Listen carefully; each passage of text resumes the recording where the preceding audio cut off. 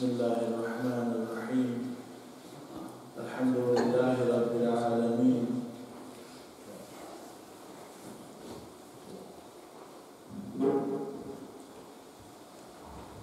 Ve salatu ve selamu ala eşrefil enbiya'i vel murselin. Seyyidina ve nebiyyina ve habibi qulubina ve şefi'i zunubina Ebu'l Qasimi Mustafa Muhammed. Allahümme salli ala Muhammed ve aleyhi Muhammed ve ala alihi teyyibin tahirin ve la'nuddarin ala a'daihim ecma'in.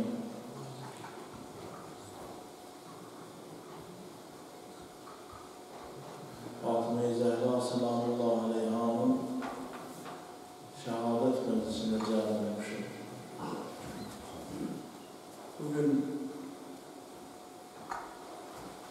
elə bir ananın, elə bir xanımın məclisini toplaşmışıq ki, hamımızı bir ülgüdür, bir nümunədir, bütün bəşəriyyət. Allah bu insanları, Əhl-i Beyti bizə nümunə olaraq göndərib, seçib öz aramızda.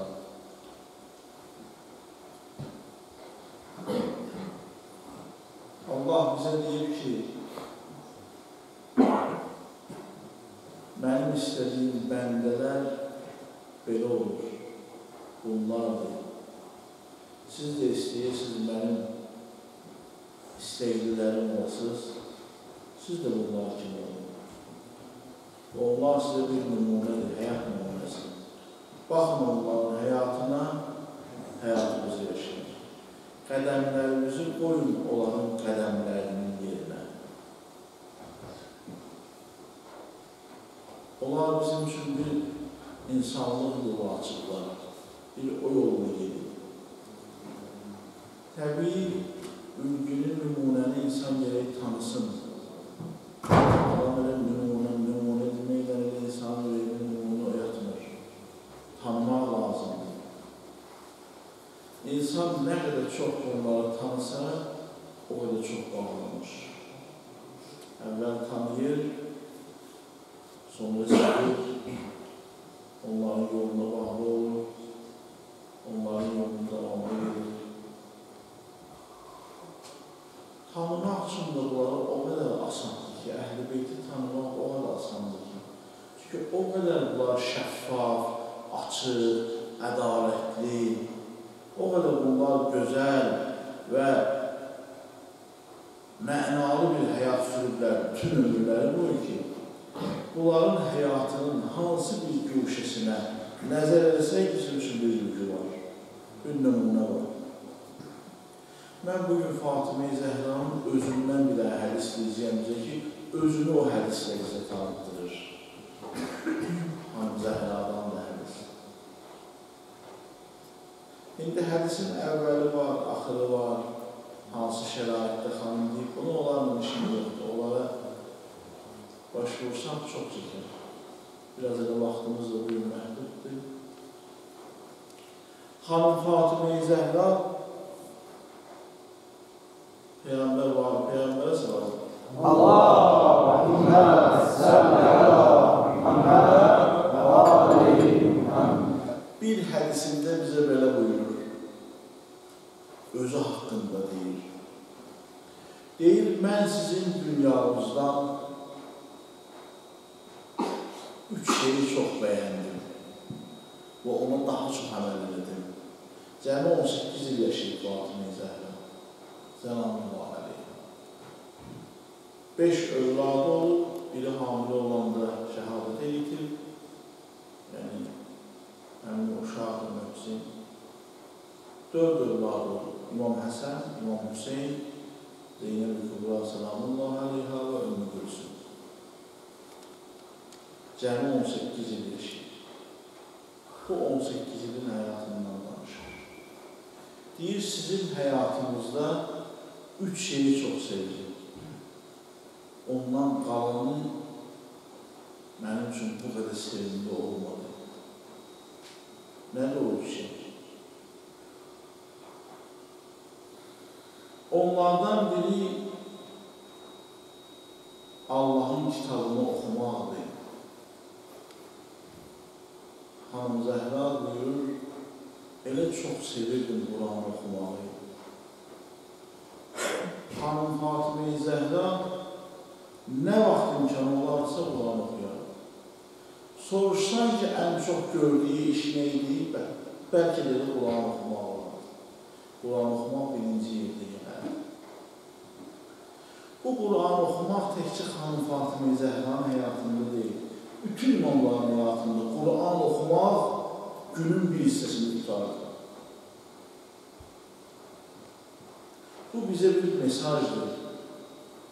Yəni, Qurandan ayrılmayın, Quran oxuyun.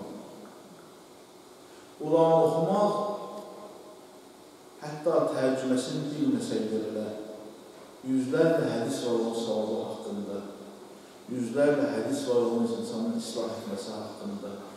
Quranın səsi insanı hidayət edir. Quran belə kitabdır.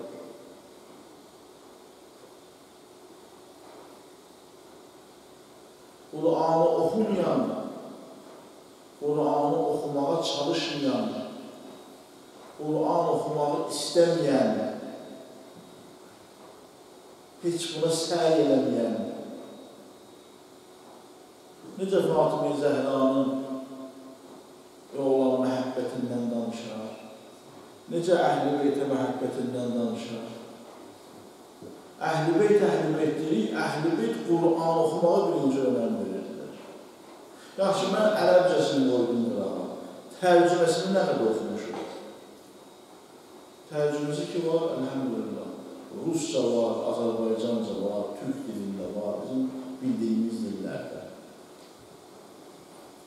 Nə qədər biz Quranın mühəndisiz, nə qədər Quranı yaxınıq, nə qədər Quranlanıq, nə qədər Quranı həyatımızda piyadə edin, bir qədər fərqi olub. Adam birində deyil, Quran oxuyub, məsələn, başlayıb tərcüməsini oxumağa, dərhal başlayıb təfsir yazmağa, təfsir eləməyə, öz rəyinə şərh eləməyə, sonra adam dediyində də peşman olur. Hər adam ki, Quran təfsir edə bilməz, hər adam ki, Quran şərh yaza bilməz. Mənim bir tanışım vardı, mühəndis idi. Pensiya çıxandan sonra Quran təfsir edir. Kitab da yazmışdı, çap da yazmışdı. Quran elə kitab diyor ki, hər kəs onu təfsir edə bilsin, hər kəs onu tərcümə edə bilsin, hər kəs onu oxuyub məna verə bilsin. Belə rahatlıqla olsaydı, niyə bu hovzələr var? Təfsir alımı 30 il dərs oxuyur hovzada, sonra başlayıb təfsir eləmək olar. Amma indi görürsən, bir nəfər götürür, oxuyur da, oxuyursan oxuyur. Gözəldir Quran oxumaq. Ruhun qidasıdır. Burada bilmədiyini öyrən. Həs əldir, xəbir al. Quran deyil, bilmədiyimizi biləndən soruşur. Nəinki bilmədiyini özün bildiğin kimi şərh edər. Quranı və özündən şərh edənlər bu günləri bir çox məzhəblərin yaranmasına səbəb oldular. Quran bir kitab deyil ki, kim götürdü onu oxusun, tərcümə edilsin, təfsirini edilsin, izahını edilsin. Görürsən, Quran oxuya bilmir, ərəbcə, tərcüməsini də bilmir, Quranın Azərbaycancasından istixarə edir. Bu hallar yaraşmaz. Ümumiyyətlə, Quran istixarəsinin qaydası var. Əvvəla, bəzi üləmaları çıxarılırmış istixarəni. Və ya bildirirlər, istixarə o yerdə olar ki, insan birincisi öz ağlı ilə fikirləşsin. İstixarəni haça deyərlər, Quran müraciət. O yerdə deyərlər ki, bir yol ayrısında qalmışam, bilmirəm, edim və ya etməyim. Birinci gələk insan öz ağlına müraciət edesin. Araşdırsın, axtarsın, fikirləşsin, düşünsün. Eləmək olar ya, eləmək olmaz. İkincisi, ağlı bir yana çatmalısa, biləndən soruşsun, təcrübəli insandan soruşsun, bu yolu gedib gələndən soruşsun, bu yolu biləndən soruşsun. Allah rəhmət edilsin, Ayətullah Buruciyyə. həmişə deyərmiş ki, bir iş görmək istəyirsən, o işin yolunu gedəndən soruş. Kim o yolu gedib tey eləyib, ondan soruş. Bəli, insan ağlı ilə bir yerə çatmadı, soruşdu bir yerə çatmadı, ondan sonra istifadə edənlər. Onu istifadə, hər adam istifadə edəməz. Bəzi Quranlar var, görürsən, pul xatirinə yazıblar, özləri istifadə olunmuşdur hazır. Əlinə açırsan, gəliriyə yaxşıdır, ya pisdir. Quranın istifadəsini alim eləyər, tərcüməni bilən eləyər, təfsiri bilən eləyər. Bu sözləri deyirəm həmin o Quranın oxunmasının ətrafında. Çünki bəzən bir sözü deyirik, sonra özümüz öz dediyimizdən peşman olduq.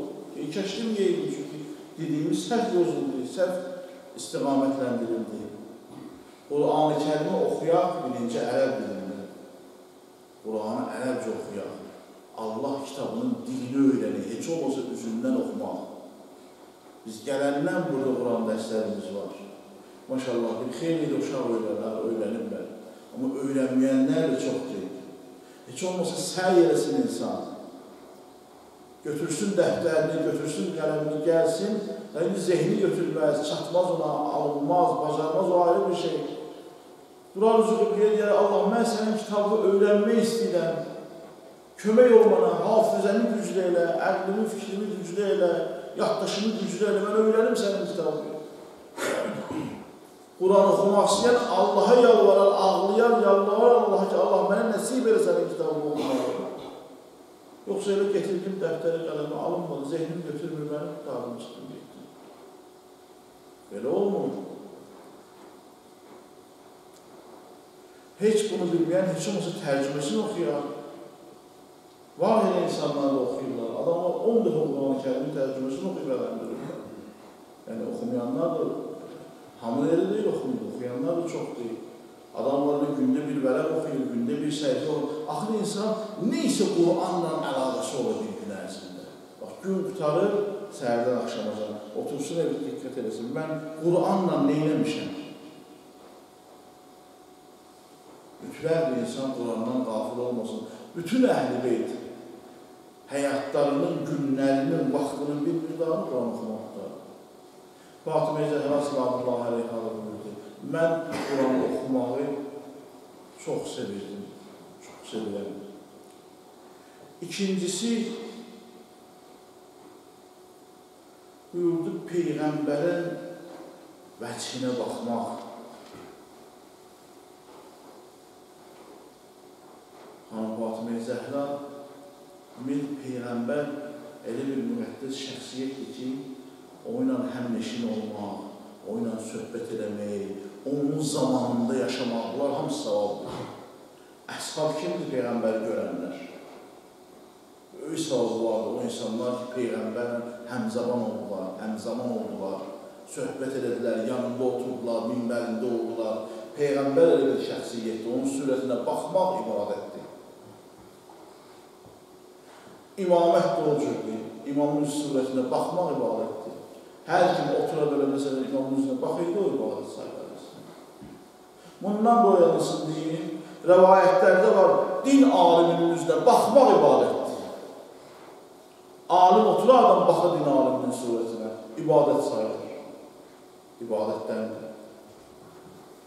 Hanım Zəhra buyurur, elə çox istəyirdim mən atam Peyğəmbər. Onun surətinə baxmağı elə çox sevirdim bu dünyada. Bu ikincisi. Üçüncüsü neydi? Üçüncüsü buyurdu, vəl-infaqu fi səbilillah. Elə xoşum gəlirdi bu dünyada nəfəqə verib paylamaqla. Elə xoşum gəlirdi başqalarına əl tutmaqla. Elə xoşum gəlirdi kimsəsizlərə yardım eləməkdən, yetimlərin başına sığal çəkməkdən.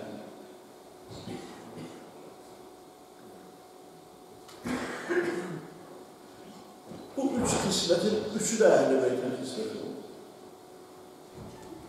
Bu üç xislətin üçü də imamların arasında oldu. Peyğəmbər əkrəmin özündə oldu.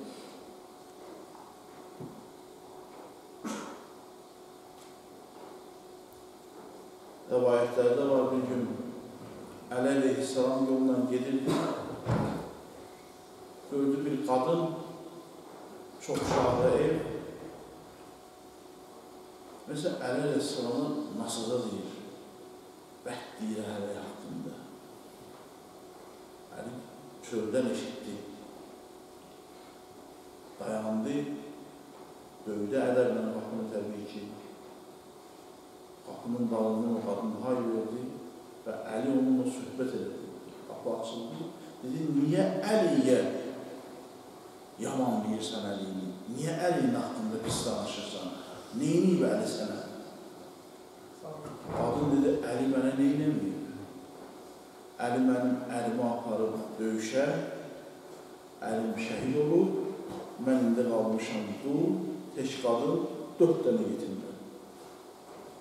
Bilmirəm ev təmizliyim, bilmirəm təndirə ocaq saldım, bilmirəm xəmir yoğurum, bilmirəm bunların üst başını təmizliyim, bilmirəm uşaqlara baxın, bilmirəm onların yeməyini verin, bilmirəm evin ruzusu haqda düşünün fikirdə kimi. Əlim getdi, Əli ilə vuruşdu, şəhid oldu, mən oldum Allah'ım. Mənim ailəm digərim oldu. Bir də Əli əleyhissalam deyəm, mən sənə kömək edeyim. O qadın bilmir kimdə Əli. Kömək edeyim, mən sənin üçün təndiri qalıyaram. Əli əleyhissalam oğulları doğradı, təndiri qaladı, qadın uşaqlara baxdı, bu cür xidmət edir onun evində. Əli ibn Əbi Talib həmin o qadının xidmətçisi oldu həmin gün.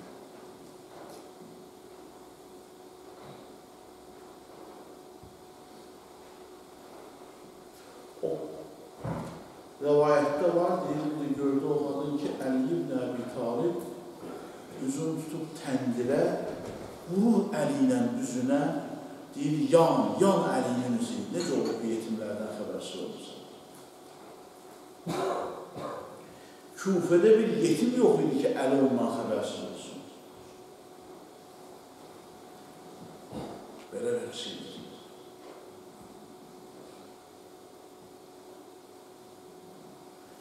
Elə bunlar bu xüsusiyyətlərinə görə bizə ülgü oldu.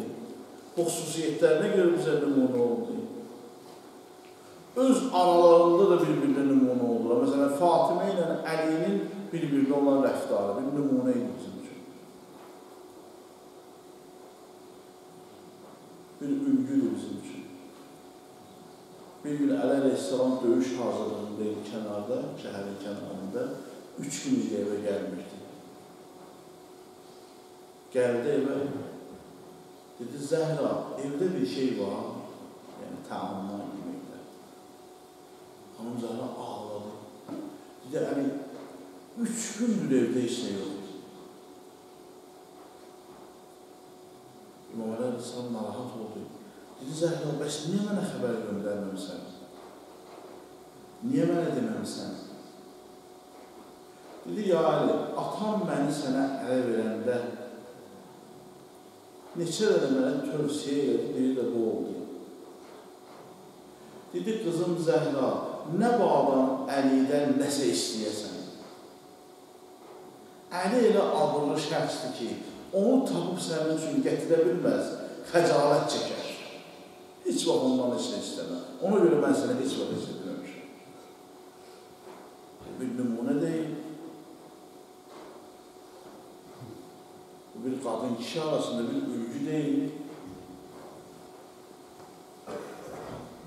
Bir gün Əli əleyhissalam narahat idi. Əli narahat oldu, Zəhra da narahat olardı. Əli xoşhal oldu, Zəhra da xoşhal olardı. Əksi də oldu, Zəhra narahat olanda Əli narahat olardı. Zəhra xoşhal olanda Əli xoşhal olardı, Zəhra narahat olanda Əli narahat olardı. Əli əleyhissalam mən döyüşlərdən gələndə çox ağır, əziyyətli, yaralı, yorğun gəlirdim. Elə ki, dahil olurdum. Allah, Zəhra mənə elə qarşılayırdı ki, elə mehriban olurdu mənimlə, bütün o dərdlərim, sərim, yaram yadımdan çıxır. Bir gün Əli ilə rahat idi. Zəhra sallallahu aleyhə da narahat oldu. Dedi, Əli, niyə narahatsan? Dedi, Zəhra, Peyğəmbər bizə bir sual verdi. Cavabını tapa bilmədik. Dedi, nə sual? Dedi, 2 sual verdi. Birinin cavabını dedik. Bizə dedi ki, qadın necə olmalıdır? Dedi, qadın belə olmalıdır. Zinətlərini gizlətməlidir. İndiki cəmiyyətin tam əksi. İndi qadın zinətlərini göstərir. İslamda qadın zinətlərini naməhrəmlər gizlədər. Zinətini göstərməz, zinətini gizlədər. Dedi, bu cavabımız Peyğəmbəri qanun edir. Ancaq bir dənə də sual verib. Onu bilmirik. Dedi, ona sualdır. Dedi, Peyğəmbərdir ki, qadını Allaha nə yaxınlaşdırar? Onu bilmirəm. Narahatam. Peyğəmbərin sualına cavab tapa bilmirəm.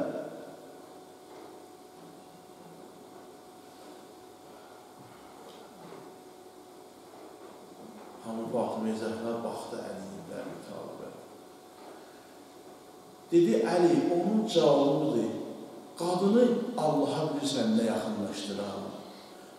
Zərurət həddindən başqa nə o bir naməhrəmi görsün, nə bir naməhrəm onu görsün. Qadını o Allaha yaxınlaşdırar ki, məcbur olması evindən çölə çıxmasın. O qadının behişlidir. O qadını Allaha yaxınlaşdırır. Əleyhisselam sevincək gəldi Peyğəmbər Əkremin yanına. Dedi, ya Rəsulallah, sualının cavabını tapmışam. Peyğəmbər xas adamlarla bu sual olur. Salmanla olur, Əbu Zərlə olur, Əli ilə olur. Ürəyini istədiyi adamlarla. Dedi, nədir ya Əli? Ki, cavabını ərz elədi. Dedi, ya Əli, cavabı özün tapdın, ya kimsə sənə dedi. Dedi, ya Resulullah, Zəhra dedi mənə cavabı. O məşhur hədisi Peyğəmbərin olurdu. Peyğəmbər bilir ki, Fatimə mənim bədənimin bir parəsidir. Fatimə atasının balasıdır. Fatimə atasının bir parəsidir. Məşhur hədisi. Bu da bilir. Bir də Peyğəmbər Əkrəm Zəhra sallallahu aleyhə oturmuşdular həyətdə, evdə. Birdən qapı döyüldü. Xanım qapını açdı, kör idi, kör kişi qapının dalından xəbər bildi. Sonra qapını açdı xanım sallallahu aleyhə. Xanım o kör kişi evə daxil olanda çıxdı getdi həmin o mühitdən. Kör kişi Peyğəmbərin yanına gəldi. O gedəndən sonra Peyğəmbər Zəhra'ya dedi, Zəhra, niyə tərk edin evi? Dedi, naməhrəm idi o. Dedi, Zəhra, o ki, kör idi, gözləri görmürdü. Dedi, ya Resulullah, o görmürdü. Mən körü görürdüm. Mən ki, görürdüm o naməhrəm. Onun gözləri görürdü. Peyğəmbər istəyirdi, bu sözü alsın Zəhra. Bunlar belə münasibəti. Bunların bir-biriyle münasibəti də bizə ülgüdür, bizə nümunədir. Peyğəmbər Əkrəm şəhərdən çıxanda gördüyü ilk adam da Zəhra olardı, sağollaşdığı son adam da Zəhra olardı. Şəhərə gələndə görüşdüyü ilk adam da Zəhra olardı. Deyərlər, ya Resulallah, niyə belə edirsən? Deyirdi, istəyirəm Zəhranla olan fasiləm o biri insanlarla az olsun, çox olsun. Az olsun. O birilərlə daha çox. Sonuncu Zəhranla görüşürəm, yenə də gələndə birinci Zəhranla görüşürəm. Ən qısa fasiləm Zəhranla olsun. Bu cür məhəbbət. Peyğəmbərin rəhmətindən sonra bunu ravi yazır rəvayətdə. ərəblərdə adət idi. Sonra da İslamda da o var. Bu ərəblərdə olub, ərəblərdə. İslamda da bu vardı. Çünki şəriyyətimiz gəlib hər şeyi qadağan eləməyir. Bir sıra adətlər, ənənələr ki olur, onların İslamla ziddiyyəti olmuşsa, əslində ona bir ilahi rəng verir. Qayda idi, məsələn, bizdə də var. Bir adam dünyadan geçsə, o hindi dəb salmış o. Dünyadan gedən kimi ölüsü ölən adam bilmir, ehsan dərdinə qalsın, ya ölüsünün dərdinə qalsın. Hələ məsələn, buralar yerlər var, bizim öz yerlərimiz də olacaqdır. Ölü öldü, dəfn günü gərək qəbristanında hava çörək paylayasın. Bizim məsələn, Bakıda olmasında olacaq. Deməli, rəhmətə gedənin oldu, meydin yuyulması, kəfənlənməsi, qəbrinin qazılması prosesi yerə bir vaxt alan prosesdir. Bu ilə yanaşı, hüzün sahibləri, yanlış adətdir ya, ehsan fikrindədir. Halva çalınmalıdır qısa müddətə, çörək alınmalıdır, təzə çörək, halva çörəyin arasına doldurulmalıdır, tasa yığılıb qəbristanlığa aparılmalıdır. Hələ bu ilə qutarmır ki. Gedib gələndən sonra, dəfnindən sonra cəmaat içəri gəlir, ehsan sürəsi açılır. Üçündə də ehsan sürəsi verilir. Əgər ikisi varsa, ikisində də ehsan sürəsi verilir və s. Bizim rəhmətə gedənin əziyyəti artırdır bizim adətlərimizdə. Şəriətdə belə deyil.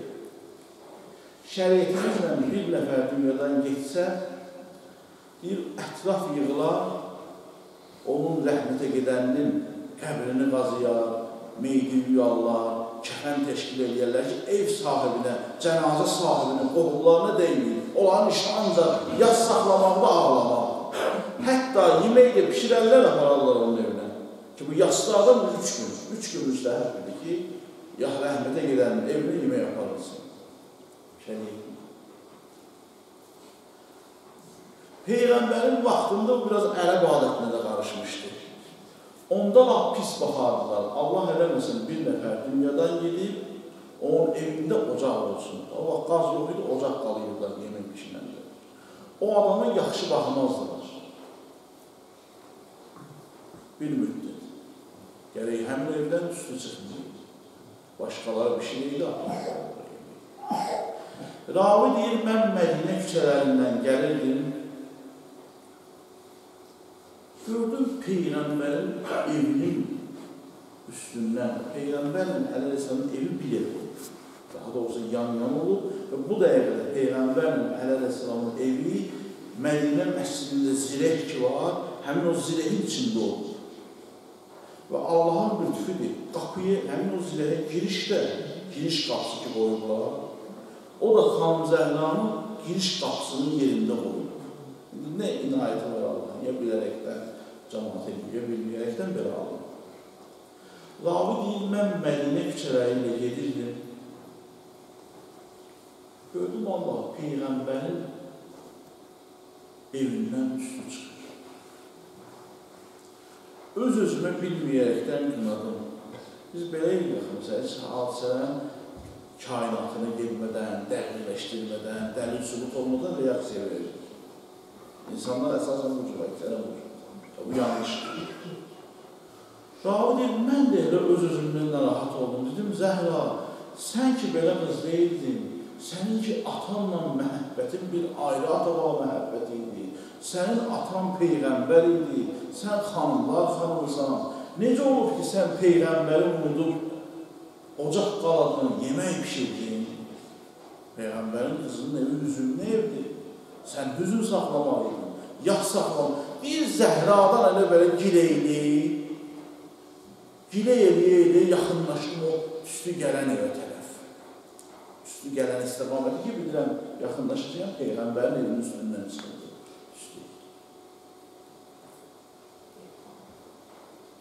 Yaxınlaşanda gördüm, yox. Qəziyyə o deyil. Zəhra ocaq qalamayıb. Zəhra xörək pişirmir. Yanan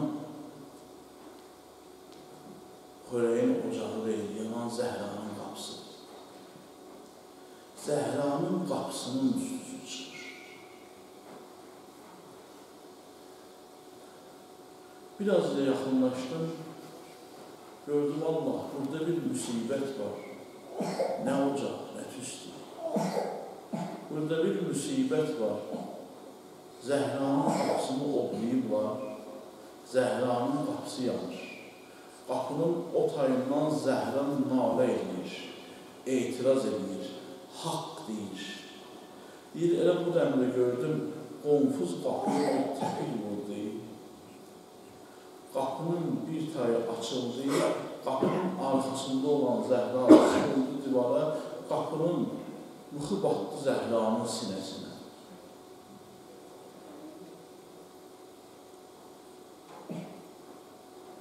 Zəhra sallallahu aleyha keçən dəfə də ərz edir. İmam Cəfər Sadiq deyərdi ki, ölümünə səbəb o sinəsinə batan mıxıldır. Zəhranın axır günlərində, Peyğəmbər qızının son günlərində Əli əleyhissalamı vəsiyyət edir. Dedi, Əli, mən istəmirəm məni o adamlarla aparıb dəfn edəsən. Məni gecə qusl elə, gecə hənut elə, gecə kəfən elə, gecə dəfn elə. Meyidə 5 şey varacaq. Qusl eləyərlər, sonra hənut eləyərlər. Hənut ol, möhürdən sürtərlər səcdəgahlara. Sonra kəfənləyərlər. Sonra namaz qılarlar, sonra dəfn edəyərlər, torpaqlayarlar. De, Əli, mənə bunları gecə ilə dinən və məni gecə ilə dəfn edir. Dedi, Əli, qoyma bunlar qəbrimin üstünə gəlsinlər. Qoyma mənim qəbrimi ziyarət eləsinlər. Heç qoyma qəbrimi tanısınlar. Zəhra sallallahu aleyhanın qəbri indiyəcən gizlindir. Biz Zəhra bu günləri bir nəfərin şəhadətini toplaşmışıq ki, onun qəbri bilmirik artıq. Peyğəmbərin evində deyil, Mehrabla minbərin arasında deyil, ya Bəqi qəbristanlığında da bilmirik.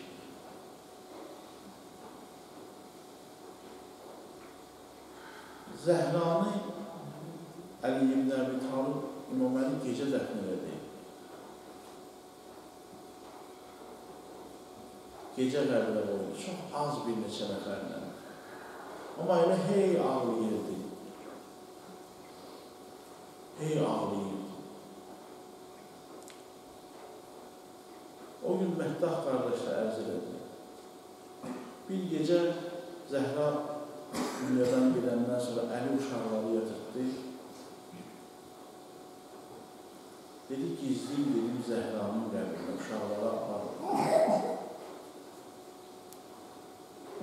Əli əleyhissalam bir də onlar ayırdı ki, böyle Allah, uşaqlar hamısı ardınca gəlib Zəhranın qəbrinə. İmam Həsən gəlib, Hüseyin gəlib, Zeynəb gəlib, Gülsüm gəlib. Əli əleyhissalam qəbrinə yaxınlaşanda Əlidən qabaq qaçdılar, heç bilmədilər hansı qəbir. Düşdülər o qəbrin ətrafına, başladılar ağlamağa. Əli dedi, babalar, hardan bildiniz ki, kimin qəbridir, anamızın qəbri hansıdır? Bir İmam Həsən deyirlər, bizi anamız səslədir, gəlin balalarım, gəlin üstünü ziyarət. Ələ rəhmətullah, ələ qavmin zalimin, və səyələmin-ləzine zələmu, əyyəmin qələbu, yənqəlibun. Allah'a hamd edirəm, İzzət və Cəlalına xatir inşallah. Bu deyənlər, söhbətlər, eşitliklərimiz, ayələr, hədislər, birinci deyənlər, sonra eşitlərdə təsir edər. Esselamu aleykum və rəhmətullah.